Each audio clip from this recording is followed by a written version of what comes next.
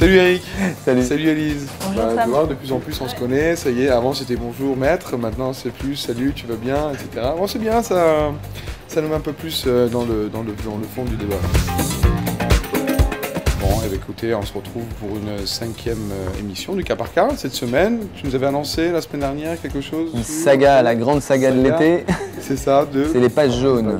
Une affaire qui a commencé dans les années 2000. Waouh, ça fait 8 ans. Ouais, ça fait 8 ans. Décision rendue quand? Décision récente, 28 mai 2008. Ah ouais, tout récent. Donc tout récent. Et puis décision de justice, surtout après procédure alternative. Ah, ouais. Donc assez riche d'enseignements comme décision. Parce que d'abord, bon, c'est quand même 8 ans. Sur l'histoire de l'Internet, c'est quand même toute l'histoire de l'Internet qui défile. Hein, parce que la première décision, je crois, en France sur les noms de domaine doit dater de 96. Et à Paris, ça doit être 99. Donc tu vois, 2000, on est sur la première période, disons, des problèmes de nom de domaine. Les premiers cas UDRP. Donc c'est quand même, ça nous ramène à la préhistoire des noms de domaine. Ça ne rajeunit pas. Ouais, ça ne nous rajeunit pas, ouais, mais ça nous embellit, c'est déjà ça. C'est bien, c'est bien. Non mais ce qui est bien, c'est qu'on a suivi toute cette période-là. Voilà, on était là en tous les cas, on était là à cette époque et on est encore là, donc c'est plutôt sympathique. Et puis l'autre, je dirais, l'autre fait marquant de cette décision, c'est justement le passage de procédures UDRP vers des procédures contentieuses, avec des revirements. Et le troisième point, mais ça on en reparlera aussi avec Alice, c'est la problématique de la mise en œuvre de décisions quand on est dans un contexte international, ce qui n'est pas simple. Alors je fais un résumé rapide des faits, en fait on est sur un problème page jaune. Page jaune qui a été enregistrée par une société, donc pagejaune.com, pagejaune.net, pagejaune.biz, société américaine, repris après par une autre société américaine. Et dans lequel, au début, la société qui avait et qui a la marque Page Jaune, hein, pour ne pas la nommer France Télécom devenue Page Jaune, considère que l'enregistrement est réalisé en fraude de ses droits et engage une procédure UDRP sur cette base-là. Et là, c'est la première décision et qui est contraire aux intérêts de France Télécom devenant Page Jaune, puisque là, l'expert considère que le terme page jaune, finalement, est un terme mondialement générique, puisqu'il existe un petit peu partout dans ce même environnement descriptif. Alors, on a dans le langage à l'américaine Yellow Pages, et puis on a à l'espagnol, attention, il ne faut pas que je me trompe, Páginas, non, j'ai raté, hein, Páginas. Christian, comment on dit déjà? Páginas, voilà, Páginas amarillas. Voilà, ça c'est pour faire un petit clin d'œil à mes profs d'espagnol qui considéraient que j'étais nul. Je suis toujours aussi nul, je le confirme. Mais j'aime l'Espagne. Et donc on est sur ce cas-là, et là l'expert considère qu'effectivement, comme quasiment tout le monde de l'annuaire ou des annuairistes utilise page jaune dans toutes les traductions locales possibles, eh bien ne donne pas satisfaction au demandeur. Face à cette situation-là, finalement, le demandeur, donc en l'occurrence Page Jaune, engage un contentieux. Et on se retrouve au tribunal de grande instance de Paris avec ce jugement du 28 mai 2008 qui, lui, procède à une décision inverse. Et dit, moi je me situe juge français à l'aune, encore une fois, de mon droit, hein, de mon droit français, enlevant la problématique du droit international. Je dis, moi, page jaune, c'est page jaune. Que ce soit page jaune chez nous ou page jaune ailleurs, ça reste page jaune. Et quand quelqu'un va finalement aller taper page jaune, il ne va pas aller taper páginas, ou páginas, amarillas, ou Yellow Pages, il va aller taper page jaune. Et page jaune n'a de sens qu'en France, alors peut-être dans d'autres pays francophones, mais en tous les cas, un vrai sens en France. Le juge français a considéré qu'il y a une atteinte au droit de la marque et puis une atteinte à la concurrence loyale, donc par concurrence déloyale, si on peut le dire.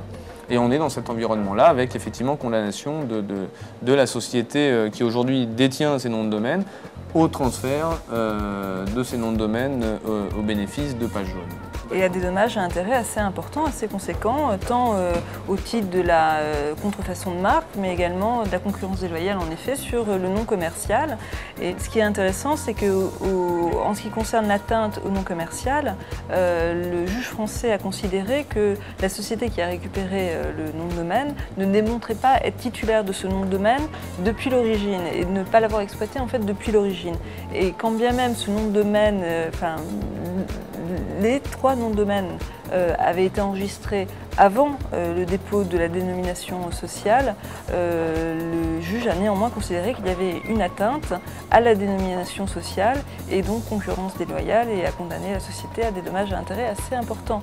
Mais est-ce que cette décision sera exécutée si facilement? Alors d'abord le montant, pour être précis, c'est quand même 150 000 €. C'est pas rien, mais sur 8 années de procédure, c'est pas grand-chose.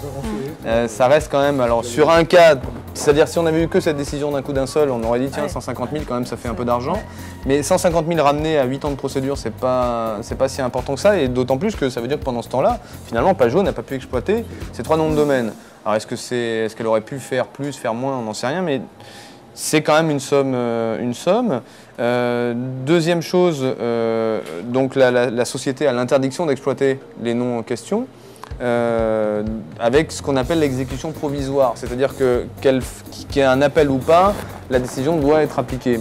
Mais c'est vrai qu'il y a 2 questions qui vont se poser assez rapidement par rapport à cette décision. La première, c'est est-ce qu'il y aura un appel et puis éventuellement une cassation. On sait très bien que derrière ça, ça peut encore une fois ralentir. Hein. Peut-être qu'on aura une saga 2009 et qu'on reparlera encore de page jaune à cette époque-là. Et puis la deuxième chose, c'est que de toute façon, l'exécution des décisions à l'étranger. Parce que autant dans un cas, disons ADR, c'est extrêmement simple, c'est facilité par la partie technologique.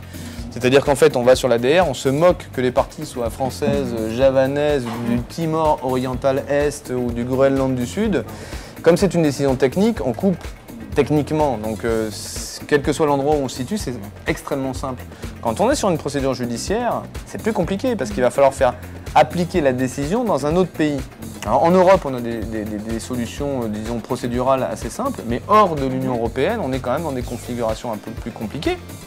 Et donc on va revenir, si on se met sur le cas avec les États-Unis, à une appréciation locale de la protection de page jaune. Et là on risque de se retomber sur Yellow Pages, Páginas Amarillas, et là je suis bon.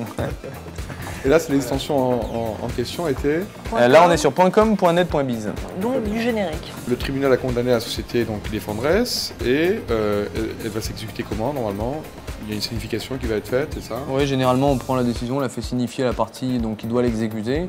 Là, comme on est sur ce qu'on appelle, c'est un peu technique, une exécution provisoire, c'est-à-dire que le juge a dit qu'il y ait appel ou pas de la décision, de toute façon, la décision doit être appliquée. Alors il y a des procédures pour faire lever ce genre de choses, mais c'est un peu technique, un peu compliqué. En tous les cas, on devrait avoir normalement une exécution immédiate de la décision, c'est-à-dire arrêt d'exploitation et paiement des 150 000 €. Qui dit saga, dit donc une suite. On se retrouvera l'été prochain, la saga de l'été. Ouais. Bon, parfait. Et la semaine prochaine, en attendant, on aura quoi comme la semaine prochaine, on va aller travailler sur cabis.fr et bilan.fr. Une affaire intéressante parce que on est sur presque du générique de générique, on est sur société.com et on est derrière sur disons des droits qui viennent non pas cette fois-ci d'une marque mais plutôt de l'extrait Cabis lui-même, de l'enseigne et de la raison sociale. D'accord, très bien, parfait. Bon ben merci, à la semaine prochaine. Merci, à la semaine prochaine.